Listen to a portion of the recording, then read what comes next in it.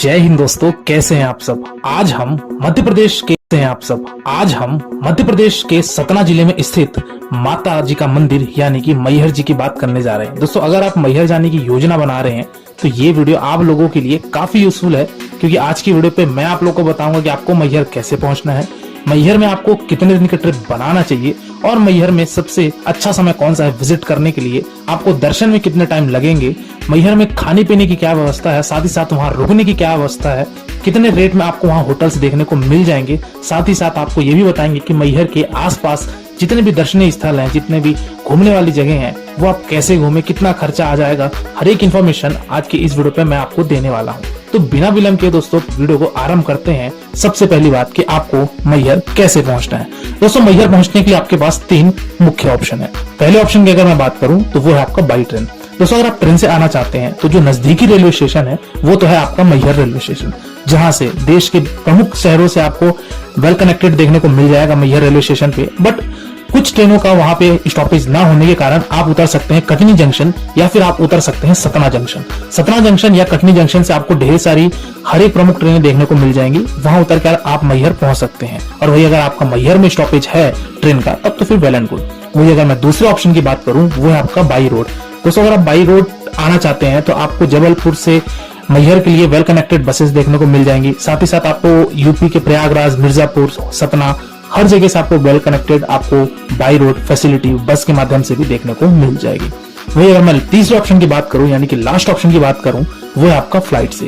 दोस्तों, अगर आप फ्लाइट से आना चाहते हैं तो आपके पास 3 एयरपोर्ट हैं। पहले एयरपोर्ट की बात करूं जो कि सबसे नजदीकी एयरपोर्ट है वो है वहां का खजुराहो एयरपोर्ट, जो कि 104 किलोमीटर की दूरी पे स्थित है और आप बाई रोड 104 किलोमीटर तय करके मैहर पहुंच सकते हैं। वही अगर मैं दूसरे एयरपोर्ट की बात करूं, अगर आपको वहां तक की फ्लाइट नहीं मिल रही है तो फिर आप आ सकते हैं जबलपुर के एयरपोर्ट और उस एयरपोर्ट से आप मैहर आ सकते हैं, जिसकी दूरी लगभग आपकी 140 किलोमीटर की पड़ जाती है।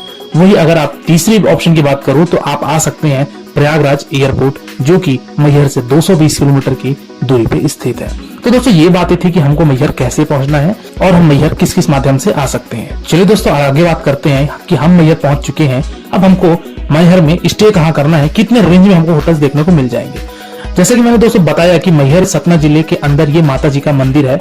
मैहर बेसिकली नाम बोला गया है माई का हार, जहाँ पे 108 शक्तिपीठ में से एक शक्तिपीठ है, जहाँ पे माता सती जी का यहाँ पे हार गिरा था, इसी नाम से इसको रखा गया है मैहर।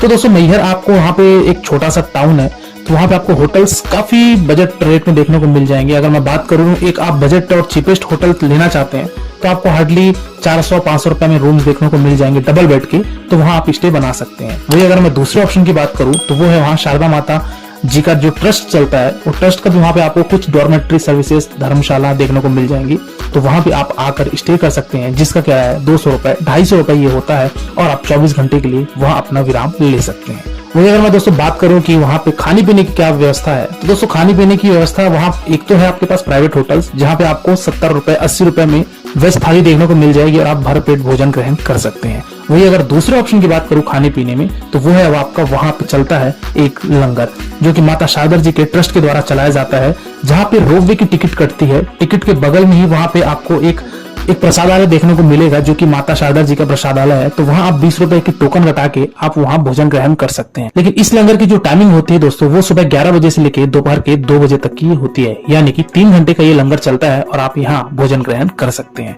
और मैंने ये तो बता ही दिया आपको कि आपको स्टे कहाँ करना है। दोस्तों, आप मैहर में स्टे करने के लिए अगर बेस्ट लोकेशन बोलूं तो वो तो है या तो आप रेलवे स्टेशन के पास अपने होटल ले लीजिए, अन्यथा आप चाहें तो बाजार में यानी कि जहाँ पे घंटा घर है तो घंटा घर के पास भी आप अपने होटल्स ले सकते हैं और वहां से आप जा सकते हैं माता जी के मंदिर। चलिए दोस्तों, हम आगे बढ़ते हैं, बात करते हैं कि अब हमको माता जी के दर्शन कैसे करने हैं, कैसे हमको मंदिर में पहुंचना है और हमको वहां पे क्या क्या चीजें करनी है। सबसे पहले दोस्तों, आप जहां भी स्टे किए हैं वहां से आप ऑटो ले सकते हैं। ऑटो वाला आपका दोस्तों 20 रुपए लेगा और वहां से आपको 1.5 से 2 किलोमीटर मंदिर पड़ता है, तो वो आपको मंदिर प्रांगण के आसपास छोड़ देगा। वहां से आपको कुछ दूरी आपको चलना पड़ेगा, लगभग 700-800 या 1 किलोमीटर के तकरीबन आपको पैदल चलना पड़ेगा, क्योंकि वहां पे ऑटो वालों की जाने की अनुमति नहीं है। तो आप वहां ऑटो से मंदिर के प्रवेश द्वार तक पहुंचिए। प्रवेश द्वार से पहुंचने के बाद वहां से आपकी सीढ़ी शुरू हो जाती है। इस माता की चढ़ाई करने के लिए आपको लगभग 1063 सीढ़ियां चढ़ना पड़ेगा और इस सीढ़ियों को चढ़ने के लिए मान के चलिए कि अगर आप आराम से भी चढ़ते हैं तो हार्डली आपको 1 घंटा 1.25 घंटा या फिर और अगर आराम से करना चाहेंगे तो आप 1.5 घंटे आपको लगेंगे और आप आराम से माता जी के मंदिर प्रांगण तक पहुंच जाएंगे। दोस्तों अगर आप माता जी के लिए फूल चुनरी प्रसाद लेना चाहते हैं तो जैसे ही आप सीढ़ी चढ़ते जाएंगे तो अगल बगल दोनों साइड आपको स्टॉल्स देखने को मिल जाएंगे। तो अगर आप वो सब चीजें लेना चाहते हैं, माता जी के लिए कुछ अर्पण करना चाहते हैं, तो आप ये चीजें वहां अर्पण कर सकते हैं। आपको ढेर सारे वहां फूलों की स्टॉल देखने को मिल जाएगी। चलिए दोस्तों इसी के साथ ही साथ बात करते हैं कि अगर आप चलने में असमर्थ हैं या फिर अगर आपके साथ कोई बुजुर्ग है तो आप इस्तेमाल कर सकते हैं वहां का रोपवे। और रोपवे की टिकट जो होती है दोस्तों वो आपकी 120 रुपए होती है पर पर्सन, और आप रोपवे के माध्यम से भी माता के दर्शन कर सकते हैं। तो दोस्तों आप जय माता दी का नारा लगाइए, जय माँ शारदा का नारा लगाते हुए हमको सीढ़ी चढ़ना है, और सीढ़ी चढ़ने के पश्चात आप पहुंचेंगे माता जी के मुख्य द्वार पर। यहाँ पे आप दर्शन कीजिए, यहाँ पे आप मत्थे टेकिए, मनोकामनाएं मांगिए और माता जी के मंदिर परिक्रमा करने के बाद आप मंदिर प्रांगण से बाहर आ जाइए। दोस्तों जैसे मंदिर प्रांगण से आप बाहर आएंगे तो वहां पे जो कैंपस है, ज्यादा बड़ा तो कैंपस नहीं है क्योंकि ये मैहर माता जी का मंदिर है, वो आपका 1204 फीट की ऊंचाई पर बना हुआ है। तो यहाँ से आपको पूरे मैहर सिटी का एक दृश्य देखने को मिलेगा। साथ ही साथ आपको मंदिर प्रांगण से आला जी का सरोवर भी देखने को मिलेगा, जो कि मंदिर से आपका लगभग 2 किलोमीटर की दूरी पे स्थित है। तो हम अभी वहां भी जाएंगे, जो कि मैहर का ये भी एक दर्शनीय स्थल है। तो दोस्तों यहाँ पे आप माता जी के दर्शन कर सकते हैं। अब यहाँ पे कुछ रोचक तथ्य हैं जो कि कहा जाता है और मान्यताएं हैं कि यहाँ पे एक आला नामक पुजारी थे, जो कि आला उद्दल के नाम से ही ये मैहर मंदिर फेमस है। तो आला उद्दल जी, आज भी कहा जाता है कि आला जी आकर सुबह 5 बजे पूजा अर्चना करते हैं और उसके बाद ही मंदिर के कपाट खुलते हैं। एक आपको सुबह प्रातःकाल 5 बजे आरती देखने को मिलेगी और दूसरी आपकी संध्या कालीन में 8 बजे आरती देखने को मिलेगी। ये आरती के बाद दोस्तों मंदिर 9 बजे बंद कर दिया जाता है, लेकिन मंदिर में 9 बजे के बाद किसी भी लोगों को वहां पे दर्शन की अनुमति नहीं होती है, क्योंकि आज भी मान्यता ये है कि आला जी आकर सबसे पहले माता जी का श्रृंगार करते हैं, माता जी की पूजा अर्चना करने के बाद ही 5 बजे मंदिर के पट खोले जाते हैं। तो दोस्तों आला जी को माता शारदा के द्वारा वरदान मिला था अमर रूप का, तो इसलिए आज भी कहा जाता है कि आला जी आकर माता जी की सबसे पहले पूजा अर्चना करते हैं, उसके बाद ही बाकी श्रद्धालुओं के लिए ये मंदिर। तो चलिए दोस्तों आगे बात करने से पहले हम ये जान लेते हैं कि आपको मैहर शारदा माता जी के दर्शन करने के लिए आना कब चाहिए और कितने दिन का ट्रिप बनाना चाहिए। तो दोस्तों अगर मैं बात करूं नवरात्रि को छोड़कर, और यदि आप कोई पर्व का वीकेंड है या फिर फेस्टिवल है, तो वो सब के आप वीकेंड से अगर हटा दें तो आप किसी भी समय पे आ सकते हैं। आपको दर्शन हार्डली 1 घंटा में आराम से दर्शन हो जाएगा, क्योंकि वहां पे ज्यादा भीड़ आपको देखने को नहीं मिलेगी। वही अगर आप नवरात्रि में आते हैं या फिर किसी पर्व में आते हैं, किसी फेस्टिवल के वीकेंड्स में आते हैं, तो फिर वहां पे आपको भीड़ बहुत ही ज्यादा पैमाने पे देखने को मिलेगी और वहां पे आपको दर्शन हो सकता है कि लाइन में कम से कम 2 घंटे, 2.5 घंटे, 3 घंटे भी आपको लग सकते हैं। तो इस हिसाब से आप अपनी योजना बना सकते हैं और आप माता मैहर दर्शन कर सकते हैं। चलिए दोस्तों इसी के साथ ही साथ बात करते हैं कि आपको मैहर में कितने दिन की स्टे बनाना चाहिए। तो दोस्तों मैहर बेसिकली 1 नाइट सफिशिएंट है, मतलब एक दिन में आप पूरा मैहर घूम लेंगे। बट अगर आप कहीं दूर शहर से आ रहे हैं तो आप ऐसा मान के चलिए कि 1 रात 2 दिन का ट्रिप बनाइए, आप मैहर घूमिए और माता जी के आसपास जितने भी वहाँ पे लोकल साइट्स हैं वो सब घूमिए, वहां दर्शन कीजिए और आप अपनी रवानगी ले सकते हैं। कुल मिलाकर मैक्सिमम आपका 1 नाइट 2 डे सफिशिएंट है, आप मैहर यात्रा पूरी कर लेंगे। चलिए दोस्तों अगली बात करते हैं कि हमको अब जो और भी दर्शनीय स्थल है वो हमको कैसे पहुंचना है। दोस्तों आप मैहर मंदिर के जैसे सामने आएंगे तो वहां से आपको ऑटो वाले देखने को मिलेंगे। वहाँ ऑटो वाले से आप बार्गेनिंग कर लीजिए, लगभग आपका 400 रुपए 500 रुपए लेगा एक ऑटो का। तो आप वो ऑटो को रिजर्व कर लीजिए और वो आपको 4 से 5 मंदिर घुमाकर आपको वापस रेलवे स्टेशन पे या फिर आपके होटल पे ड्रॉप कर देगा। कुल मिलाकर ये कहना चाहिए कि आप अगर मैहर के लोकल साइड से नहीं घूमना चाहते हैं तो 400 से 500 रुपए में आप रिजर्व ऑटो कीजिए और आप सारे स्थल घूम लीजिए। सबसे पहले हम चलते हैं दोस्तों मंदिर से 2 किलोमीटर की दूरी पे स्थित है वहाँ पे आला सरोवर, जहाँ पे ये कहा जाता है कि ये आला जी का ही तालाब था। यहीं पे आला जी सवेरे डुबकी लगाने के बाद माता जी की पूजा अर्चना करने जाते हैं मंदिर प्रांगण में। तो दोस्तों यहाँ पे आप दर्शन कीजिए और वहीं से आपका एक और आला जी का मंदिर भी बना हुआ है, जहाँ पे ये बहुत ही सुंदर मंदिर है, बहुत प्राचीन मंदिर है। तो इनके भी आप दर्शन कीजिए।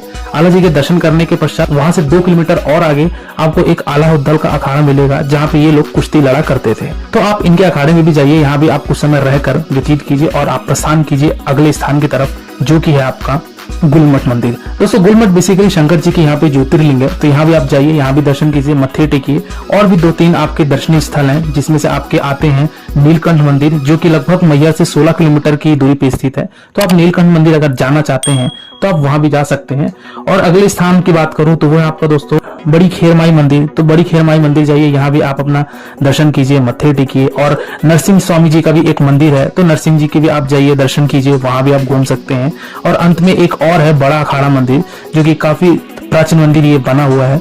तो आप बड़ा अखाड़ा मंदिर में भी जा सकते हैं और यहाँ भी आप कुछ समय व्यतीत करके आप वापस अपने शहर के लिए रवाना ले सकते हैं। चलिए दोस्तों लास्ट बात करते हैं और अंतिम बात करते हैं कि हमको मैहर यात्रा करने के लिए एक व्यक्ति का कुल खर्चा कितना आ जाएगा। तो दोस्तों मैं ये कहूं कि अगर आप एक बजट ट्रिप बनाना चाहते हैं और अगर आप एकदम नॉर्मल होटल में रुक कर एक दिन की ट्रिप में आप मैक्सिमम से मैक्सिमम पैसा अगर आप बचाना चाहते हैं तो आप बचा सकते हैं और आपकी यात्रा हार्डली 500 से 600 रुपए में पर पर्सन आराम से आप वो घूम लेंगे पूरे मैहर को, क्योंकि मैहर आपका ज्यादा बड़ी सिटी नहीं है और आपको वहां पे खाने पीने की भी बंदोबस्त काफी सस्ते में हो जाती है। तो दोस्तों ये था मैहर यात्रा का एक संपूर्ण वर्णन। इसके बाद भी दोस्तों अगर आपको कोई आज की वीडियो में दोस्तों फिलहाल इतना ही। मिलते हैं फिर एक नई वीडियो में एक नई यात्रा के साथ एक नए विषय के साथ। तब तक के लिए शुक्रिया। जय हिंद, जय माता दी, जय मां शारदा माई। Wish you safe, comfortable and happy journey. दोस्तों अगर आपको इस वीडियो पे कोई राय देनी हो तो आप हमें कमेंट करके बता सकते हैं, हमें आपका कमेंट का इंतजार रहता है। और हाँ दोस्तों, अगर आप लोग को हमारा वीडियो अच्छा लगे हो तो प्लीज़ हमारे चैनल को सब्सक्राइब कर लीजिए ताकि हम आपके लिए अच्छी वीडियो बना सकें।